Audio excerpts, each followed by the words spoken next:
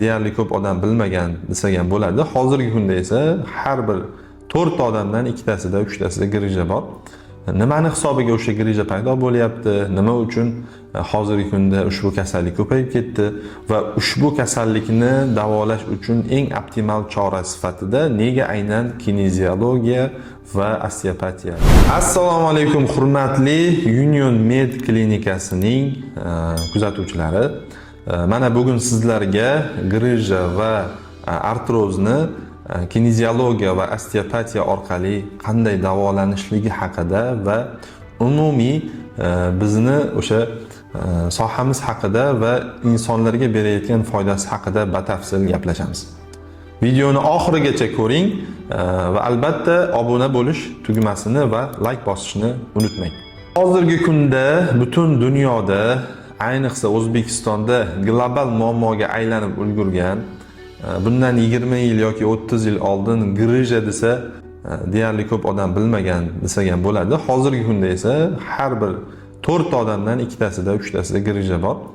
Nimani hisobiga o'sha grija paydo bo'lyapti? Nima uchun hozirgi kunda ushbu kasallik ko'payib ketdi va ushbu kasallikni davolash uchun eng optimal chora sifatida nega aynan kineziologiya va osteopatiya?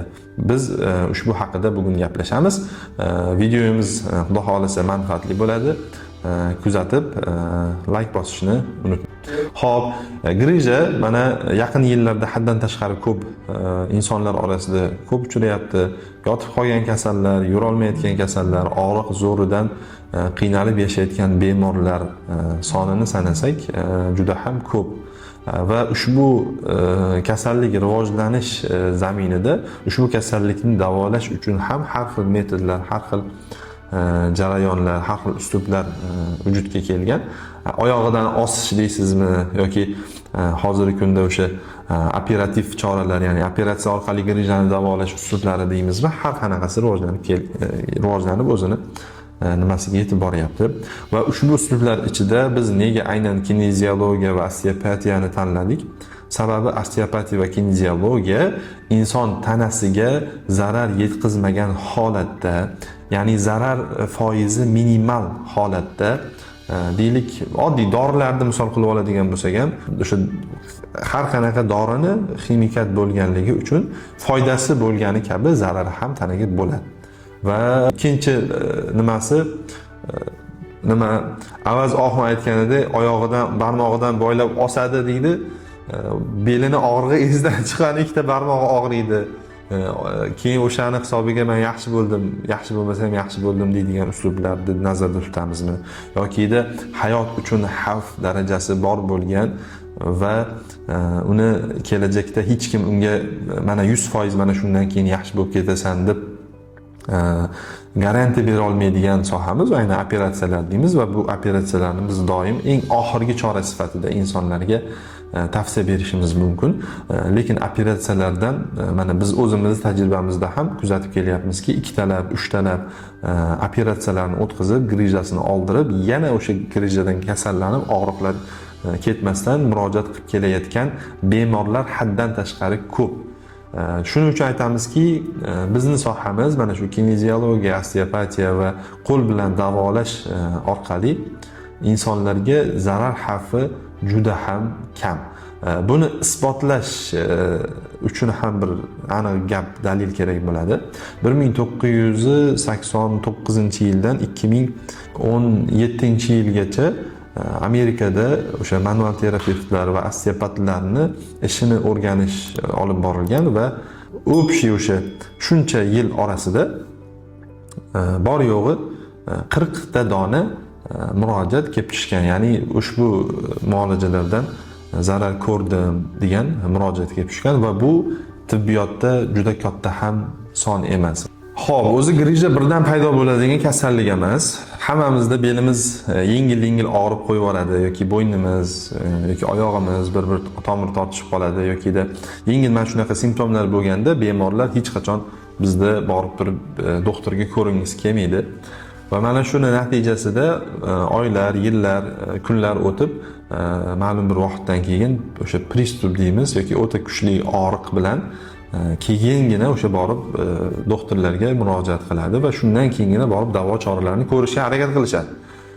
Biz harakat qilamiz tushuntirishga, voy baraka topkur, yengil og'riganda davolat, bir kun, 2 kun, 3 kunda tuzalib ketasan, og'riqlaring ko'p bezovta qilmaydi, tez yaxshi bo'lib ketasan, qiynalib yurmaysan, cho'nchagingga ham foyda, umringga ham foyda, sog'lig'ingga ham foyda degan gaplarimizga qaramasdan, baribir bemorlar o'sha kasallik bilan yengil beli og'rib turgan, qotib qolgan, 2 kun, 3 kunda o'tib ketib, yaxshi bo'lib ketib yoki qo'y yog'ini surib yoki mazza surib yaxshi bo'lib ketyapman deb yurgan odamlar mana shu narsaga tushgandan keyin kelib murojaat qilishadi va bu bizga ham stress beradi. Biz ham qachon yaxshi bo'lar ekan bu odam, davolaymiz, oxiriga yetkaziladi, lekin boshida kelgan holatda yengil kechmaydi. O'sha o'tkazib yuborilgandan keyin biz ham sekin ularga 3 kurs, 2 kurs, 5 kurs holatiga qarab lecheniya olishingiz kerak. Bu mana shunaqa holatga kelgan deb turib, biz ham o'sha odamlarni uzoq vaqt davomida o'sha odamlarni muolaja qilishga majbur bo'lamiz. Shuning uchun sizlarga tavsiya qilamanki, yengil holatda murojaat qilib, o'zingizlarning dardinglarga shifo topishga harakat qilinglar. Grija o'zi birdan paydo bo'ladigan holat emas. Ishingizda muammo bo'ladi, oilada muammo bo'ladi, noto'g'ri ovqatlanasiz, vaqtida hozir hech kim uxlamayapti.